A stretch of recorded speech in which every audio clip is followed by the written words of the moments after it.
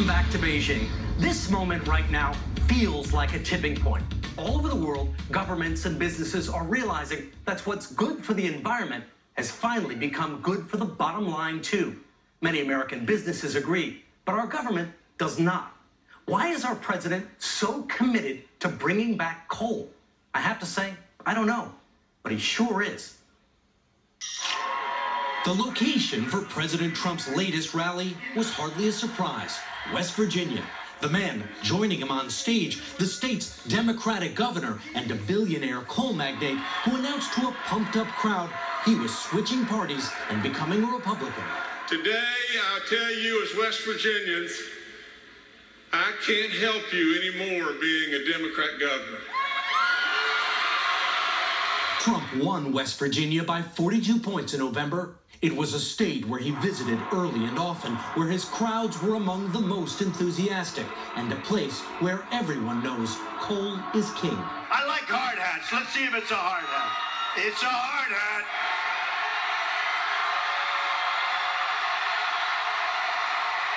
It was coal country that was also the subject of one of Hillary Clinton's biggest campaign gaffes.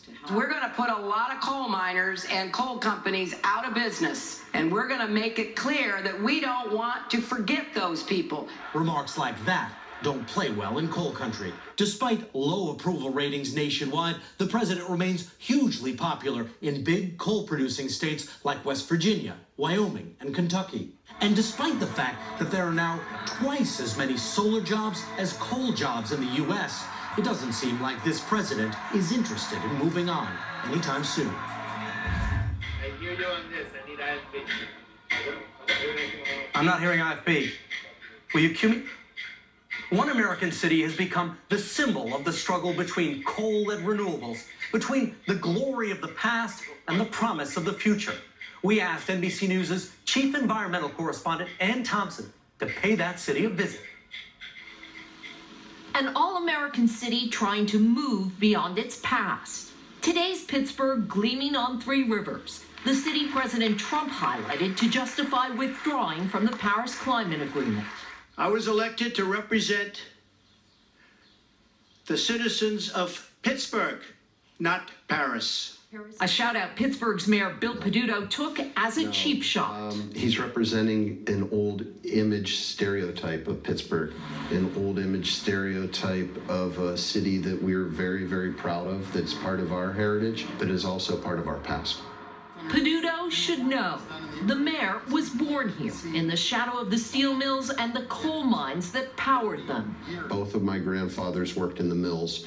My grandfather died at the age of 50 at the Jones and Laughlin mill. So is President Trump being nostalgic, or is he being unrealistic? If the president wants to see the example of how a city that was knocked out, left for dead, was told that its days are gone, can come back and be able to retake its position on a global stage, that all he has to do is come to Pittsburgh. They discovered coal in Pittsburgh before the country was born. Steel has kept pace with and anticipated the increasing needs of the nation. It fueled the steel industry that gave Pittsburgh its nickname. This was Steel City until the domestic industry collapsed in the late 1970s. We went through 30 years of a depression. Our unemployment in the city was hovering at 19%. That's the Pittsburgh Peduto wants to leave behind. The city he runs now would seem like science fiction then. So we got these guys too. Oh, what's this? So this is our robot cars. Why are you testing in Pittsburgh? Because Pittsburgh is such a difficult city to drive in. They call it the Black Diamond of driving. That's only one of 5 driverless car experiments going on in the city of Pittsburgh. We embraced green technology, and we embraced the very elements that the Paris Agreement called for as a part of our economic growth strategy. But there is another vision for the area's future, one much closer to its past and President Trump's ambition. It lies beneath rolling farmland an hour away, where Corsa Coal just opened the state's first new coal mine in 3 years with the president's backing. George Deathlison is CEO. Coal is no longer a 4-letter word in this country because of that. That has a big impact on investor relations, lender relations, hiring. Does pulling out of the Paris Agreement help or hurt your industry? I don't think there's any question it helps our industry. Number one, it's again the perception issue. But there is also the matter of facts. The coal produced here won't even be used to generate power. It will be used to make steel somewhere else, most of it going overseas.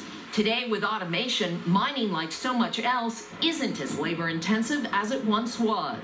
75 to 100 jobs really is a drop in the bucket when you consider there have been tens of thousands of coal mining jobs lost here. Well, we think it's the start of something larger. These miners are typically heads of household, very much family-sustaining incomes.